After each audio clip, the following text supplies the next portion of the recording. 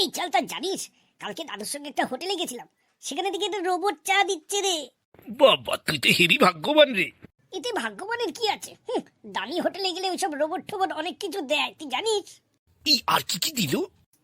জানিস, রেলগাড়ির লাইন যেমন হয় ওরকম ছোট্ট একটা রেলগাড়ি, তার উপরে খাবার আসছিল, হেভি মজা হচ্ছিল দেখে। সে তো বুঝলাম, কিন্তু এই রোবটটা কে আবিষ্কার করলো? কেন জানিস না? আমার দাদু। তাহলে চ তোর দাদুর কাছে গিয়ে শুনে আসি, রোবটটা কে আবিষ্কার করলো। চ তাই চ। ও দাদু, বাড়ি আছো? একটু ঘর থেকে বেরো, তোমার সঙ্গে কথা আছে। কি ব্যাপার দাদু ভাইরা, কি দরকার? রাস্তায় বলবো নাকি, একটু ঘরে ঢুকতে দাও।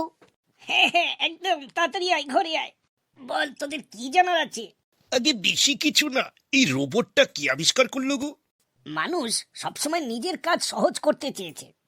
ভারী ও ঝুঁকিপূর্ণ কাজ মানুষের জন্য কঠিন ছিল, তাই মানুষ এমন যন্ত্র ভাবতে শুরু করে যা কাজ করবে।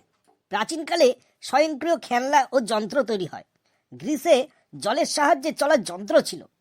1920 সালে রোবট শব্দটি প্রথম ব্যবহার করা হয়। লেখক কার্লেল ক্যাপক এই শব্দটি ব্যবহার করেন। রোবট শব্দের অর্থ জোর করে কাজ করানো।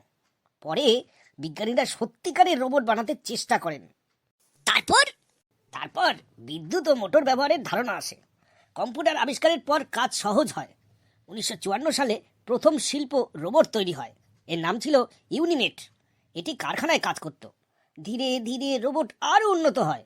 সেন্সর ও কৃত্রিম বুদ্ধিমত্তা যোগ হয়। রোবট কথা বলা ও চিন্তা করতে শেখে।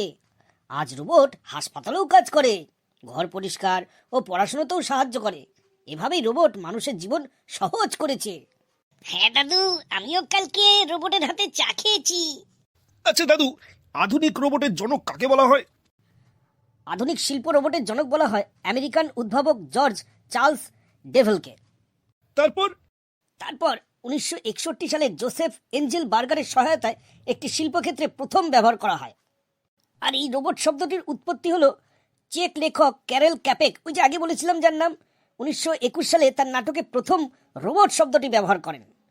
ঐতিহাসিক প্রচেষ্টা হলো 1939 সালে ওয়েস্টিং হাউসে ইলেকট্রিক্যাল কর্পোরেশন মানে ইলেকট্রা নামক মানব আকৃতির রোবট প্রদর্শন করেছিল।